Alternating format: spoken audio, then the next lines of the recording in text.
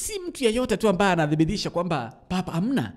Hata kama baba amefariki akiwa kanisani, akiwa hospitali, madaktari hawaruhusiwi kutangaza kifo cha papa mtakatifu. Yule ambaye anatangaza kifo cha papa mtakatifu ni jamaa ambaye ni afisa mwandamizi almaarufu Camarlengo, ambaye anapatikana pale mji mtakatifu Vatican. Kisha baadaye, after jamaa huyo ambaye kwa sasa hivi alikuwa Kevin Farrell, ndiye alikuwa amedhibitisha kifo cha Papa Francisco, anaingia kwa jumba lake papa, linaitwa Papal, liko pale Vatican. Analiita jina la papa la ubatizo mara 3. Jina la papa la ubatizo mara 3. Asipoitika, anadhibitishia kwamba sasa papa amefariki. Baada ya dhibitisho kwamba papa amefariki, wanamvua pete. Kuna pete ya kipapa ambayo anafishwa. Kama umekuwa ukiangalia picha zake Papa Francisco, kama umekuwa ukiangalia, umemuona Papa Francisco, kuna pete ambayo ameivalia. Kuna pete ambayo ameivalia. Wanafua hilo ama hiyo pete na kuiharibu. Wanavua pete ya papa na wanaiharibu mara moja. After wameiharibu, wanaenda kwa lile jumba ambalo ni la papa. Na nimekuelezea kwamba kuna jumba fulani speciali la mapapa. So wanaenda kwa lile jumba, linafungwa. Wanaisil lile jumba, linafungwa kabisa. Jumba hilo linaitwa Papal. Linafungwa. Then wanatangaza siku za maombolezi ya papa. That is, inakuanga at least 10 days ama 9, siku 9 ama 10 za maombolezi ya papa. Wanaomboleza, kanisa Katoliki linaomboleza ulimwenguni, na huwa misa zinakuwa kila siku na kila wakati katika kanisa la Mtakatifu Petro. That is where misa zinafanywa kati ya hizo siku 10 ama 9 za maombolezi. Kisha baadaye mazishi ya papa yanafanywa.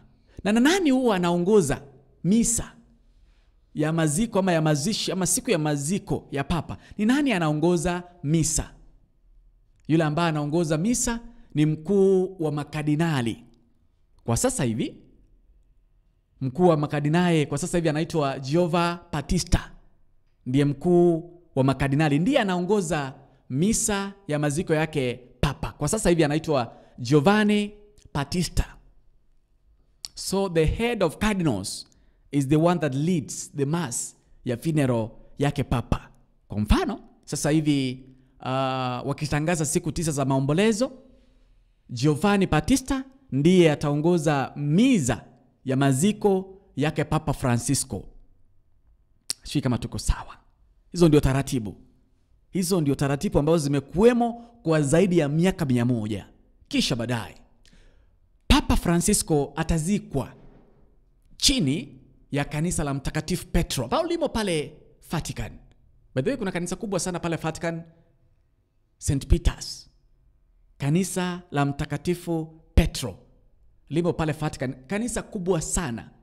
Sasa Papa Francisco na mapapa wengine hapa awali wao wanasikwa ama wanazikwa chini ya kanisa hilo la Mtakatifu Petro.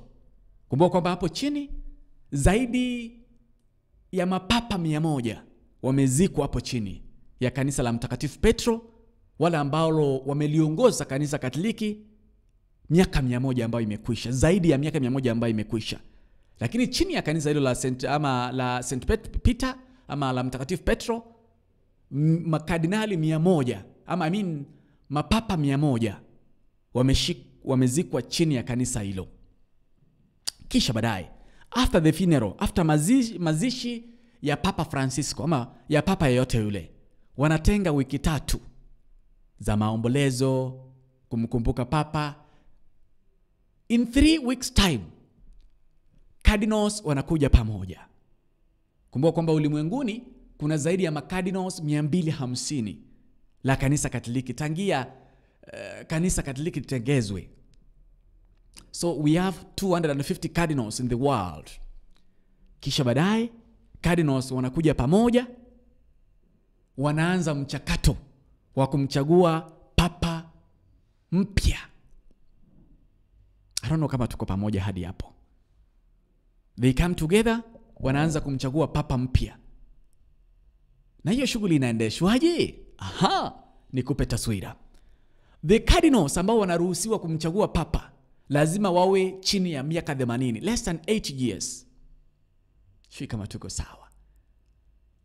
Cardinals ambao wanaruhusiwa kumchagua papa wanakuwa wenye umri wa miaka 80, chini ya umri wa miaka 80.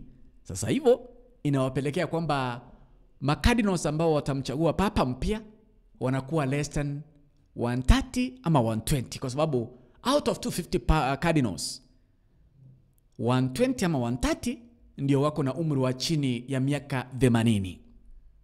Nikupe taswira.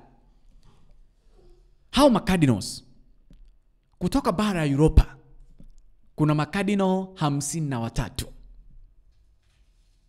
ambao are eligible, wako eligible kumchagua papa mpya. Kutoka bara Asia kuna makardinal nadhani 23 ambao wako eligible kushiriki katika uchaguzi wa kumchagua papa mpya. Katika bara Afrika kuna makardinal 18 ambao wako eligible kumchagua kumchagua papa mpya.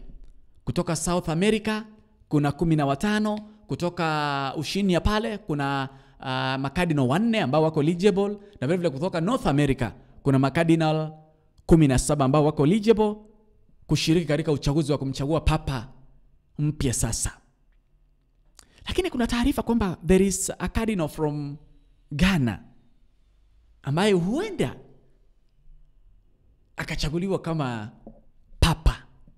Ni fununu tu kwa sababu kuna makardinals wengi, lakini there are those who have been fronted kwamba huenda wakawa katika kinyang'anyiro. Hivyo huenda Afrika pia tukawa katika kinyang'anyiro cha kupata papa mpya kutoka pale Ghana. Nakumbuka kwamba it is a secret ballot, vile ambavyo tulifanya katika AUC. That is how it will go down in Vatican. Kutakuwa na cardinals 120 ama 130 ambao watashiriki, na vile vile wataenda katika mara 4 kumchagua. Awamu ya kwanza wasipopata yule ambaye ameshinda ni sawa, awamu ya pili na awamu ya tatu, kisha baadaye awamu ya 4. Yule ambaye atapata 2/3 atatangazwa kama papa mpya wa kanisa Katoliki ulimwenguni. Hizo ndio taratibu ambazo zinafuatwa kumchagua papa mpya kuliongoza kanisa Katoliki. Hii ni baada ya kifo cha Papa Francisco. Nadhani kwamba mmesikia taratibu zote zile ambazo zinafuatwa. Pole kwa kanisa Katoliki na pole kwa familia ya Kikatoliki ulimwenguni kwa kumpoteza Papa Francis ambaye amehudumu kwa miaka 12 kama kiongozi wa kanisa Katoliki ulimwenguni. Pia Papa Francisco alifariki akiwa na miaka 88. Kumbuka kwamba alizaliwa mwaka wa 36 ama 1936 na amefariki tarehe 21 mwezi wa 4 mwaka wa 2025. Ina maana kwamba ana miaka 88. Mungu ailaze roho yake pema.